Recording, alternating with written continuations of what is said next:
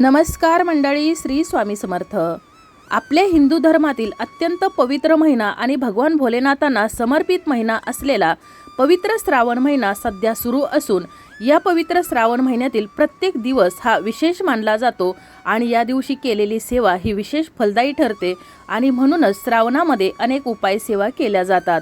पवित्र श्रावण महिना भगवान भोलेनाथांसह माता पार्वती आणि गणपती बाप्पा यांना देखील समर्पित आहे आणि म्हणूनच या महिन्यामध्ये आपल्यावरील सर्व संकट, विघ्न, बाधा दूर व्हाव्यात, तसेच आपल्या कुटुंबाची भरभराट व्हावी, आपल्या सर्व मनोकामना पूर्ण व्हाव्यात यासाठीच भगवान भोलेनाथ तसेच गणपती बाप्पा माता पार्वतीची पूजा केली जाते आणि म्हणूनच आपल्या मुलांच्या विवाहातील देखील अडथळे दूर व्हावेत आणि आपल्या मुलांना मनासारखा जोडीदार मिळावा, आपल्या मुलांचा देखील शिव पार्वतीसारखा जोडा जुळावा यासाठीच या पवित्र श्रावण महिन्यामध्ये आपल्याला हिरव्या मुगाचा अगदी साधा सोपा परंतु अत्यंत प्रभावी उपाय करायचा आहे। एका ठिकाणी हे हिरवे मूग अर्पण करायचे आहे, त्याची एक सेवा करायची आहे। आता ह्या हिरव्या मुगाच्या उपायानं आपल्या मुलांच्या विवाहातील अडथळे कसे दूर होतील याविषयीचीच अगदी थोडक्यात पण महत्त्वाची माहिती या व्हिडिओमध्ये मी तुम्हाला सांगणार आहे आणि हा जो उपाय मी तुम्हाला आज सांगणार आहे तर तो असंख्य लोकांनी केलेला आहे आणि त्याचा त्यांना अनुभव देखील आलेला आहे आणि म्हणूनच हा अनुभव सिद्ध उपाय मी तुमच्या सर्वांसोबत शेअर करणार आहे। म्हणूनच हा व्हिडिओ शेवटपर्यंत पहा, जेणेकरून महत्त्वपूर्ण माहिती तुमच्यापर्यंत पोहोचेल। त्याचबरोबर अशाच प्रकारचे अनेक माहितीमय आणि भक्तिमय व्हिडिओ आपल्या चॅनलवर अपलोड झालेले आहेत, तर चॅनलला नक्की भेट द्या। त्याचबरोबर चॅनलवर नवीन असाल तर चॅनलला सबस्क्राईब करा, जेणेकरून आपले असेच येणारे नवनवीन माहितीमय आणि भक्तिमय व्हिडिओ तुमच्यापर्यंत पोहोचत राहतील। तसेच व्हिडिओ पाहताना व्हिडिओला लाईक करायला, तसेच कमेंटमध्ये श्री स्वामी समर्थ आणि हर हर महादेव लिहायला, तसेच गणपती बाप्पा मोरया लिहायला अजिबात विसरू नका। तर आपण उपाय पाहणार आहोत हिरव्या मुगाचा। आता हा हिरव्या मुगाचाच उपाय आपल्याला का करायचा आहे याविषयीची आपण अगदी थोडक्यात आणि महत्त्वाची माहिती जाणून घेऊ। तर उपाय आपल्याला करायचा आहे बुधवारी। बुध ग्रहाचा बुधवार हा दिवस आहे आणि बुध ग्रह विवाह, बुद्धी, वाणी आणि व्यापाराचा कारक आहे। त्याचबरोबर कुंडलीत बुध ग्रह खराब असेल तर लग्नाला उशीर होतो, नकार येतो, विवाहामध्ये अडथळे निर्माण होतात आणि जर या बुध ग्रहाला जर आपण हिरवे मूग अर्पण केले म्हणजेच बुधवारी जर आपण हिरव्या मुगाचा जर उपाय केला तर बुध ग्रह प्रसन्न होतो आणि मुलांच्या विवाहामधले अडथळे दूर होतात, तसेच चहूबाजूने विवाहाचे मार्ग मोकळे होतात। त्याचबरोबर गणपती बाप्पांना दुर्वा अत्यंत प्रिय आहेत, त्याचबरोबर हिरव्या रंगाचे जे पदार्थ आहेत तर ते देखील गणपती बाप्पांना आवडतात। हिंदू धर्मशास्त्रात सांगितलं गेलं आहे की हरितप्रिय गणेश्य म्हणजेच हिरवे रंग गणपती बाप्पांना अत्यंत प्रिय आणि म्हणूनच आपल्याला ह्या हिरव्या मुगाचा उपाय करायचा आहे। मूग हा सात्विक धान्य आहे आणि त्यात निगेटिव्हिटी, नकारात्मकता शोषून घेण्याची ताकद असते। त्याचबरोबर लग्नामध्ये नजर दोष, कुलदोष, वास्तुदोष किंवा इतर काही कारणांना अडथळे येत असतात आणि म्हणूनच हे मुगाचा उपाय केल्यानं मूग हे सर्व दोष शोषून घेतो आणि आपल्या मुलांच्या विवाहामध्ये येणारे अडथळे दूर करतो। आता आपल्याला उपाय कशा प्रकारे करायचा आहे तर ते जाणून घेऊया। उपाय करायचा आहे आपल्याला बुधवारी सकाळी। बुधवार हा गणपती बाप्पांना समर्पित वार आहे, तर हा उपाय आपल्याला करायचा आहे बुधवारी सकाळी आपल्या देवघरासमोर बसून। उपाय करताना आई वडिलांनी केला किंवा मुलामुलींनी केला तरी देखील चालेल। आई वडील उपाय करत असतील तर त्यांनी आपल्या मुलांचं नाव घेऊन हा उपाय करायचा आहे। आता हे मूग घेत असताना आपले थोड्या जास्त प्रमाणात घ्यायचे आहेत, म्हणजेच तुम्ही अर्धा किलो किंवा 1 किलो जरी मूग घेतले तरी देखील चालेल। त्यानंतर आपल्याला काय करायचं आहे, सर्वप्रथम तर देवपूजा करून घ्यायची आहे। शक्यतो या दिवशी मुलांनी लाल रंगाची वस्त्र परिधान करायची आहेत, कारण गणपती बाप्पांना लाल रंग अत्यंत प्रिय आहे, किंवा पिवळ्या रंगाची केली तरी देखील चालेल। शक्यतो या दिवशी काळा रंग पूर्णपणे टाळायचा आहे। त्याचबरोबर आपल्या हिंदू धर्मामध्ये काळा रंग अशुभ मानला जातो, त्यामुळे काळ्या रंगाची वस्त्र किंवा काळ्या रंगाच्या वस्तूंचा वापर या दिवशी करू नये। तर देवघरासमोर बसायचं आहे। सर्वप्रथम देवघरासमोर दिवा प्रज्वलित करायचा आहे। कोणत्याही सेवेला अग्नीचा साक्षीने सुरुवात करायची असते। त्यानंतर आपल्याला सर्वप्रथम आपल्या देवघरातील देवपूजा करून घ्यायची आहे, आपल्या कुलदेवतेची, इष्टदेवतेची, आणि त्यानंतर आपल्याला या उपायाला सुरुवात करायची आहे। तर सर्वप्रथम जर तुमच्या देवघरामध्ये जर गणपती बाप्पांची मूर्ती असेल तर त्याला तुम्हाला अभिषेक करून घ्यायचा आहे। पाण्याने करू शकता, गंगाजलाने करू शकता किंवा मग तुम्ही पंचगव्याने केला तरी देखील चालेल। जर तुमच्या देवघरामध्ये जर प्रतिमा असेल गणपती बाप्पांची तर मग तुम्ही अभिषेक करू शकत नाही, फक्त आपल्याला धूप दीप दाखवून पूजा करायची आहे। हळदी कुंकू, गुळ खोबऱ्याचा नैवेद्य, मोदकाचा नैवेद्य असेल तर अतिशय उत्तम। 21 दुर्वांची जोडी आपल्याला गणपती बाप्पांना अर्पण करायची आहे। सर्व विधिवत पूजा सेवा झाल्यानंतर जास्वंदीचं फूल गणपती बाप्पांना अर्पण करायचं आहे। ही सेवा तुम्हाला गणपती बाप्पांची मूर्ती किंवा प्रतिमा एका देवघरासमोर पाटावर ठेवायची आहे आणि त्यानंतर त्यासमोर तुम्हाला ही सेवा करायची आहे। किंवा मग तुम्ही देवघरामध्ये देवघर थोडं मोठं असेल तर त्या ठिकाणी देखील करू शकता। त्यानंतर आपल्याला हे जे हिरवे मूग घेतलेले आहेत तर त्यातील 108 मूग मोजून घ्यायचे आहेत, एकही कमी आणि एकही जास्त नसावा। त्यानंतर 108 मूग घ्यायचे आहे आणि जी गणपती बाप्पांची मूर्ती आपण स्थापन केलेली आहे तर किंवा जर प्रतिमा असेल तर त्या ठिकाणी तुम्हाला 1 मूग अर्पण करायचा आहे आणि ओम गण गणपते नमः हा मंत्र म्हणायचा आहे। पुन्हा एकदा 1 मूग अर्पण करायचा आहे, ओम गण गणपते नमः हा मंत्र म्हणायचा आहे आणि 108 मूग तुम्हाला त्या ठिकाणी अर्पण करायचा आहे। 108 वेळा तुम्हाला ओम गण गणपते नमः हा मंत्र म्हणायचा आहे।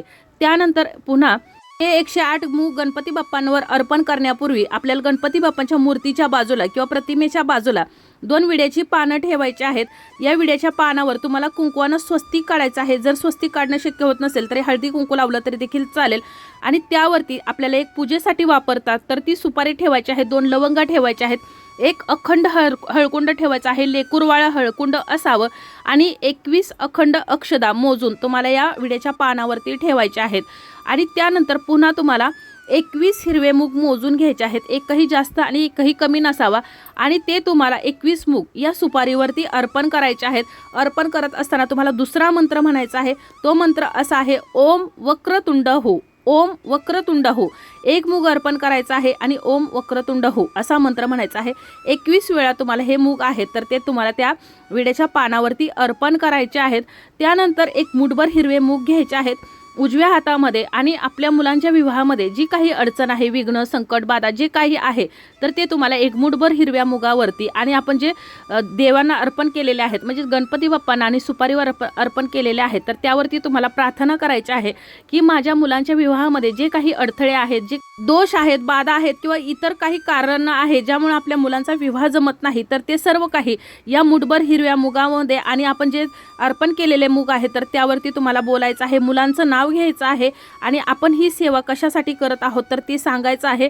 त्यानंतर गणपती बाप्पांना बोलायचं आहे, हे विघ्नहर्त्या माझ्या मुलांच्या विवाहातील विघ्न दूर कर आणि तुझ्या मातापित्यांसारखेच म्हणजे शिव पार्वतीसारखेच माझ्याही मुलांचा जोडा जमू दे।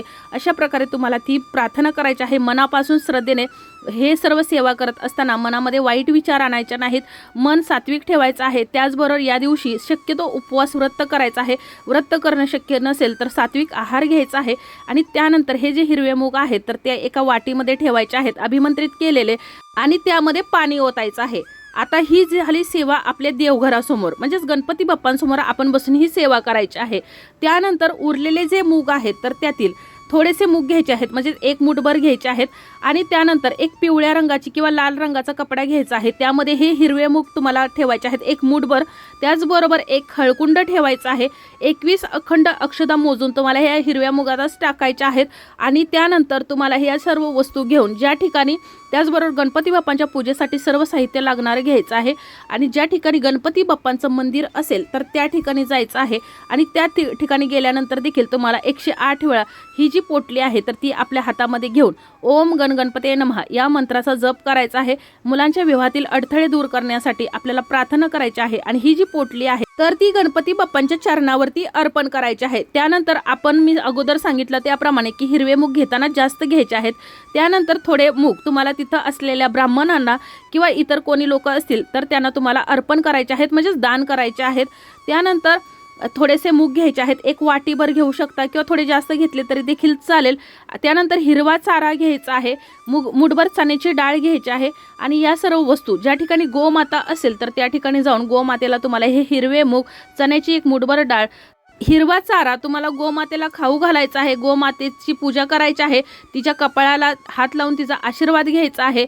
त्यानंतर तुम्हाला गोमाता ज्या ठिकाणी उभी आहे तर तिच्या पायाखालची जर शक्य असेल तर उजव्या पायाखालची थोडीशी माती घेऊन घरी यायचं आहे कारण ही माती अत्यंत पवित्र आहे।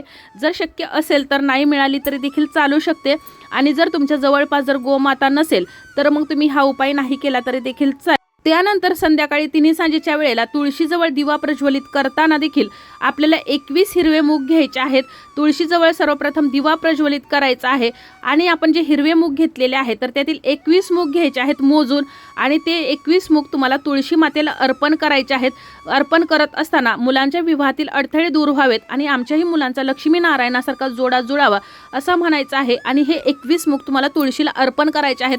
अर्पण करताना तुम्हाला तुळशी मातेचा जो मंत्र आहे आहे तर तो म्हणायचा आहे, किंवा मग तुम्हाला कोणता मंत्र जप येत नसेल तर ओम नमो भगवते वासुदेवाय असं म्हणून देखील तुम्ही हे हिरवे मूग तुळशीला अर्पण करू शकता। तुळशीला 7 प्रदक्षिणा घालायच्या आहेत। त्यानंतर देवघरासमोर जे आपण सुपारीवरती आणि गणपती बाप्पांना जे अर्पण केलेले हिरवे मूग आहेत तर त्यांची देखील तुम्हाला धूपदीप दाखवून पूजा करायची आहे। त्यानंतर दुसऱ्या दिवशी म्हणजेच गुरुवारी सकाळी देवपूजा करताना तुम्हाला जे 108 मूग गणपती बाप्पांच्या चरणावरती अर्पण केलेले आहेत म्हणजेच मूर्तीवरती तर ते घ्यायचे आहेत, आणि आपण जे विड्याच्या पानावरती जे अर्पण केलेले आहेत मूग तर ते घ्यायचे आहेत। 108 जे मूग आहेत तर त्याची तुम्हाला एक पोटली तयार करायची आहे, आणि ते पोटली किंवा एखाद्या भांड्यामध्ये तुम्ही भरून ठेवू शकता। आणि 5 बुधवार तुम्हाला हा उपाय करायचा आहे। तर दर बुधवारी तुम्ही 108 मुगाचा उपाय करायचा आहे, आणि 108 मूग तुमचे उपाय सेवा झाले की एका वाटीमध्ये ठेवायचे आहेत। दर बुधवारचे मूग तुम्हाला एका वाटीमध्ये साठवून ठेवायचे आहेत, आणि शेवटच्या बुधवारी म्हणजेच 5व्या बुधवारी हे तुम्हाला वाहत्या पाण्यामध्ये सोडू द्यायचे आहेत, किंवा पिंपळाच्या झाडाखाली हे नेऊन ठेवायचे आहेत, किंवा गणपती बाप्पांच्या मंदिरामध्ये देखील जाऊन तुम्ही हे अर्पण करू शकता, किंवा मग गोमातेला खाऊ घातले तरी देखील चालतील। तर अशा प्रकारे तुम्हाला करायचे आहे। आणि त्यानंतर आपण जे विड्याच्या पानावरती जे ठेवलेले 21 हिरवे मूग होते तर ते मूग घ्यायचे आहेत, हळकुंड घ्यायचा आहे, सुपारी घ्यायची आहे, आणि एक लाल रंगाच्या कपड्यामध्ये हे बांधायचं आहे, आणि मुलांच्या पर्समध्ये पॉकेटमध्ये किंवा मुलांच्या उशीखाली तुम्ही ह्या वस्तू ठेवू शकता। ही पोटली ठेवायची आहे, किंवा मुलांचा ज्या ठिकाणी वावर आहे म्हणजे जिथं मुलं जास्त वेळ असतात तर त्या ठिकाणी तुम्ही ही पोटली ठेवली तरी देखील चालेल, आणि कुठं शक्य नसेल तर मग तुम्ही देवघरामध्ये देखील ठेवू शकता। मुलांसाठी स्थळ पाहण्यासाठी जात असताना ही पोटली तुम्हाला सोबत ठेवायची आहे। तर अशी ही अगदी साधी सोपी परंतु अत्यंत प्रभावी सेवा आहे।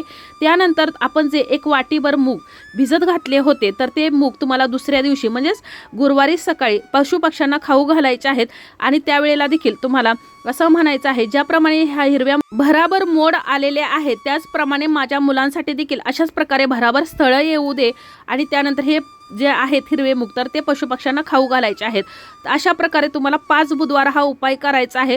मुलांच्या उशीखाली जे पोटलीमध्ये आपण जे ठेवलेले हिरवे मूग हळकुंड आहे तर ते देखील तुम्हाला पुढच्या बुधवारी उपाय करण्यापूर्वी तुम्हाला वाहत्या पाण्यामध्ये सोडून द्यायचे आहेत, किंवा पिंपळाच्या झाडाखाली नेऊन ठेवायचे आहेत, किंवा गणपती बाप्पांच्या मूर्ती समोर देखील नेऊन ठेवले तरी देखील चालेल। आणि दुसऱ्या दिवशी दुसऱ्या वेळेला उपाय करताना तुम्हाला हिरवे मूग दुसरेच घ्यायचे आहेत, अक्षदा दुसऱ्या घ्यायच्या आहेत, परंतु आपण जी पहिल्या दिवशी जी सुपारी घेतलेली आहे जी पूजेसाठी तर ती सुपारी तुम्हाला शेवटपर्यंत ठेवायची आहे।